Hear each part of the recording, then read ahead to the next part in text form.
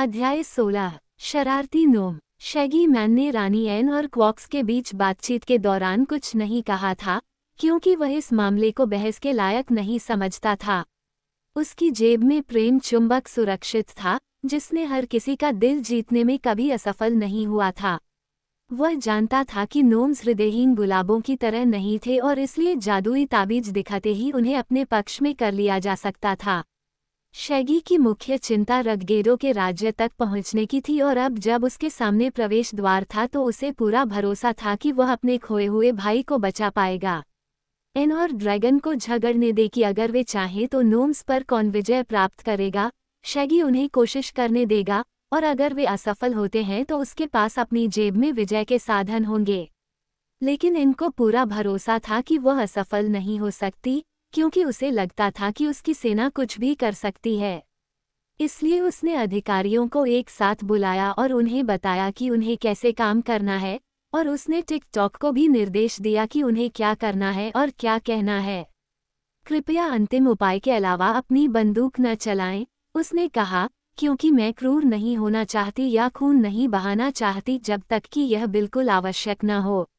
ठीक है, टिक-टॉक ने उत्तर दिया, लेकिन मुझे नहीं लगता कि अगर मैं रगगेडो को छेदों से भर दूं और उसे सिरप रस में डाल दूं तो उससे खून निकलेगा। फिर अधिकारी पंक्ति में खड़े हो गए, 4 जनरल एक पंक्ति में, फिर 4 कर्नल और 4 मेजर और 4 कैप्टन। उन्होंने अपनी चमचमाती तलवारें निकाली और टिक-टॉक को मार्च करने का आदेश दिया, जो उसने किया। 2 बार वो उबड़-खाबड़ चट्टानों से ठोकर खाकर गिर गया, लेकिन जब वह समतल रास्ते पर आया तो वह बेहतर तरीके से आगे बढ़ गया। गुफा के प्रवेश द्वार के उदास मुहाने में उसने बिना किसी हिचकिचाहट के कदम रखा और उसके पीछे गर्व से अधिकारी और रानी एन नाचने लगे। बाकी लोग थोड़ा पीछे हट गए, ये देखने के लिए कि क्या होगा। बेशक नोम राजा को पता था कि वे आ रहे हैं और उनका स्वागत करने के लिए तैयार था। रत्न जड़ित सिंहासन कक्ष की ओर जाने वाले चट्टानी मार्ग के ठीक भीतर एक गहरा गड्ढा था, जो आमतौर पर ढका रहता था। रगगेडो ने ढक्कन हटाने का आदेश दिया था और अब ये खुला हुआ था, अंधेरे में मुश्किल से दिखाई दे रहा था। गड्ढा इतना बड़ा था कि यह लगभग मार्ग को भर देता था और चट्टान की दीवारों से सटकर चलने के लिए मुश्किल से जगह थी। टिक-टॉक ने ऐसा किया, क्योंकि उसकी तांबे की आंखों ने गड्ढे को साफ देखा और वो उससे बच गया, लेकिन अधिकारी सीधे गड्ढे में चले गए और नीचे ढेर हो गए। एक पल बाद रानी एन भी गड्ढे में चली गई, क्योंकि उसकी थोड़ी हवा में थी और वह लापरवाह थी कि उसने अपने पैर कहाँ रखे हैं। फिर एक नोम ने एक लीवर खींचा जिसने गड्ढे पर ढक्कन लगा दिया और उगाबू के अधिकारियों और उनकी रानी को तुरंत कैदी बना लिया। जहां तक टिक-टॉक का सवाल है, वह सीधे उस गुफा की ओर गया जहां रगगेडो अपने सिंहासन पर बैठा था और वहां उसने नोम राजा का सामना किया और कहा, मैं उगाबू की रानी एन सोफोथ के नाम पर तुमसे समझौता करता हूँ, जिनकी सेना मैं हूँ, और मैं घोषणा करता हूँ कि तुम उनके कैदी हो। रगगेडो उस पर हंसा। ये प्रसिद्ध रानी कहाँ है? उसने पूछा। टिक-टॉक ने कहा, वह 1 मिनट में यहाँ आ जाएगी। शायद वह अपने जूते का फीता बांधने के लिए रुकी होगी। अब यहाँ देखो, टिक-टॉक, नोम राजा ने कठोर स्वर में कहा, मैं इस बकवास से तंग आ चुका हूँ। तुम्हारी रानी और उसके अधिकारी सभी कैदी हैं, जो मेरे अधिकार में आ गए हैं, इसलिए शायद तुम मुझे बता सको कि तुम क्या करना चाहते हो। मेरे आदेश थे कि तुम्हें जीत लिया जाए, टिक-टॉक ने उत्तर दिया, और मेरी मशीन ने उन आदेशों को पूरा करने के लिए अपना सर्वश्रेष्ठ प्रयास किया है। रगगेडो ने अपना घंटा बजाया और कालिको प्रकट हुआ, उसके ठीक पीछे जनरल गुफ भी आया। राजा ने आदेश दिया, इस तांबे के आदमी को दुकान में ले जाओ और उसे सोना पीटने का काम सौंप दो। मशीनों से चलने के कारण उसे एक स्थिर कार्यकर्ता होना चाहिए। उसे कभी नहीं बनाया जाना चाहिए था, लेकिन चूंकि वो मौजूद है, इसलिए मैं उसे भविष्य में अच्छे कामों में लगाऊंगा। टिक-टॉक ने कहा, यदि आप मुझे पकड़ने की कोशिश करेंगे तो मैं लड़ूंगा। ऐसा मत करो, जनरल गुफ ने गंभीरता से कहा, क्योंकि विरोध करना बेकार होगा और तुम किसी को चोट पहुंचा सकते हो। लेकिन टिक-टॉक ने अपनी बंदूक उठाई और निशाना साधा, और यह न जानते हुए कि बंदूक से क्या नुकसान हो सकता है, नोम्स उसका सामना करने से डर रहे थे।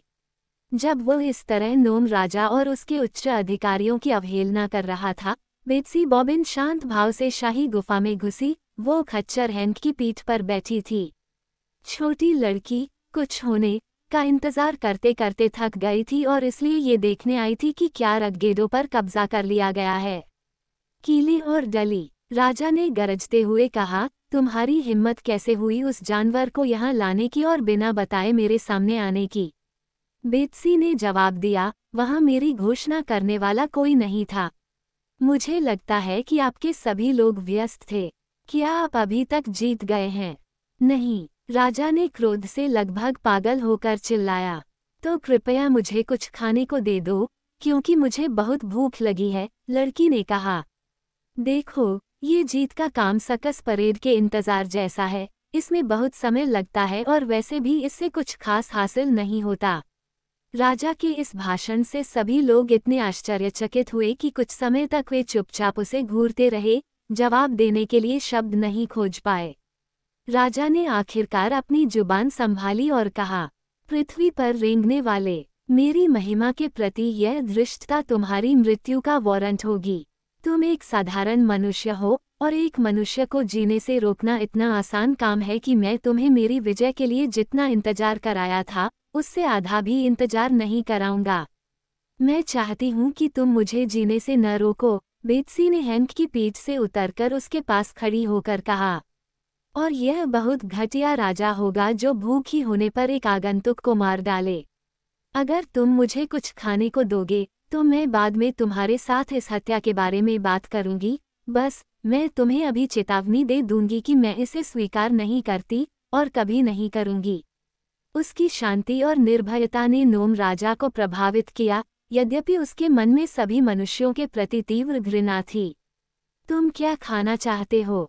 उसने रूखे स्वर में पूछा। ओह, एक हैम सैंडविच चलेगा, या शायद एक दो उबले अंडे। अंडे! वहां उपस्थित 3 नोम चिल्लाए और उनके दांत किटकिटाने लगे।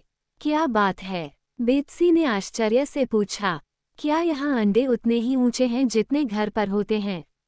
गुफ! राजा ने उत्तेजित स्वर में अपने सेनापति की ओर मुड़ते हुए कहा, आओ हम इस उतावले प्राणी को तुरंत नष्ट कर दें। इसे पकड़ लें और इसे घिनौनी गुफा में ले जाकर बंद कर दें। गुफ ने टिकटॉक की ओर देखा, जिसकी बंदूक अभी भी तानी हुई थी, लेकिन तभी कलिको ने धीरे से उस पुलिसकर्मी के पीछे से आकर उसके घुटनों पर लात मारी, जिससे वे अचानक आगे की ओर झुक गए और टिकटॉक फर्श पर गिर गया तथा उसकी बंदूक उसके हाथ से छूट गई। फिर गुफ ने टिकटॉक को असहाय देखकर बेत्सी को पकड़ लिया। उसी समय हैंक की एड़ी बाहर निकली और जनरल को ठीक उसी जगह पकड़ लिया जहां उसकी बेल्ट बंधी हुई थी। वह तोप के गोले की तरह तेजी से हवा में उछला, नोम राजा को बुरी तरह मारा और महामहिम को गुफा के दूसरी तरफ चट्टान की दीवार से टकरा दिया। वे दोनों एक साथ हतप्रभ और कुचली हुई हालत में फर्श पर गिर पड़े, जिसे देखकर कलिको ने बेत्सी से फुसफुसाकर कहा, मेरे साथ आओ जल्दी और मैं तुम्हें बचाऊंगा। उसने कलिको के चेहरे पर जिज्ञासा भरी निगाहों से देखा और सोचा कि वह ईमानदार और नेकदिल है, इसलिए उसने उसका पीछा करने का फैसला किया। वो उसे और खच्चर को कई रास्तों से होते हुए एक छोटी सी गुफा में ले गया जो बहुत ही अच्छी तरह से और आराम से सुसज्जित थी। यह मेरा अपना कमरा है, उसने कहा, लेकिन आप इसका उपयोग कर सकते हैं। यहाँ 1 मिनट रुकिए और मैं आपके लिए कुछ खाने का प्रबंध करता हूँ। जब कलिको वापस लौटा तो उसने एक ट्रे में कुछ भुने हुए मशरूम, मिनरल ब्रेड की एक रोटी और कुछ पेट्रोलियम मक्खन रखा। बेत्सी मक्खन तो नहीं खा सकी, लेकिन ब्रेड अच्छी थी और मशरूम स्वादिष्ट थे। ये दरवाजे की चाबी है, कलिको ने कहा, और बेहतर होगा कि आप अपने आप को अंदर से बंद कर लें। क्या आप पॉलीक्रोम और रोज प्रिंसेस को भी यहाँ नहीं आने देंगे? उसने पूछा। मैं देखूंगा, वे कहाँ हैं? मुझे नहीं पता, मैंने उन्हें बाहर ही छोड़ दिया, बेत्सी ने कहा। ठीक है, अगर तुम दरवाजे पर 3 बार थपकी सुनो तो उसे खोल दो, कलिको ने कहा, लेकिन जब तक कोई 3 बार थपकी न दे, किसी को अंदर मत आने दो। ठीक है, बेत्सी ने वादा किया, और जब कलिको आरामदायक गुफा से बाहर निकली तो उसने दरवाजा बंद कर दिया और ताला लगा दिया। इस बीच एन और उसके अधिकारी खुद को गड्ढे में कैदी पाकर थक जाने तक चिल्लाते रहे, लेकिन कोई भी उनकी मदद के लिए नहीं आया। गड्ढे में बहुत अंधेरा और नमी थी और वे बाहर नहीं निकल सकते थे क्योंकि दीवारें उनके सिर से ऊंची थीं और ढक्कन लगा हुआ था। रानी पहले क्रोधित हुई और फिर चिढ़ गई और फिर हतोत्साहित हुई, लेकिन अधिकारी केवल डरे हुए थे। हर एक बेचारा दिल से चाहता था कि वह वापस उगाबू में अपने बगीचे की देखभाल करे, और कुछ इतने दुखी थे कि वे एन को ये सब परेशानी और खतरा देने के लिए फटकारने लगे। अंत में रानी गड्ढे के तल पर बैठ गई और दीवार से पीठ टिका ली। सौभाग्य से उसकी तेज कोहनी दीवार में एक गुप्त स्प्रिंग को छू गई और एक बड़ा सपाट पत्थर अंदर की ओर झूल गया। एन पीछे की ओर गिर गई, लेकिन अगले ही पल वो उछल पड़ी और दूसरों से चिल्लाए, एक मार्ग, मेरे पीछे आओ मेरे बहादुर लोगों, और हम अभी भी बच निकल सकते हैं। फिर वो गलियारे से रेंगने लगी, जो गड्ढे की तरह ही अंधेरा और सीलन भरा था, और अधिकारी एक कतार में उसके पीछे चल रहे थे। वे रेंगते रहे और रेंगते रहे और रेंगते रहे, क्योंकि रास्ता इतना बड़ा नहीं था कि वे सीधे खड़े हो सकें।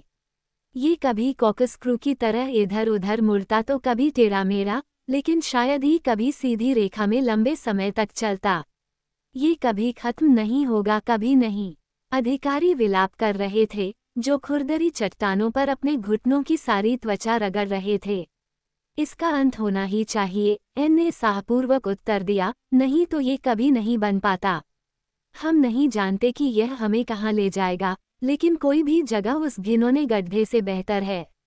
इसलिए वह रेंगती हुई आगे बढ़ी और अधिकारी रेंगते हुए आगे बढ़े, और जब वे इस भयानक भूमिगत मार्ग से रेंगते हुए गुजर रहे थे, तो पॉलीक्रोम और शैगी और फाइल्स और रोज प्रिंसेस, जो रगगेडो के क्षेत्र के प्रवेश द्वार के बाहर खड़े थे, सोच रहे थे कि उनके साथ क्या हुआ होगा।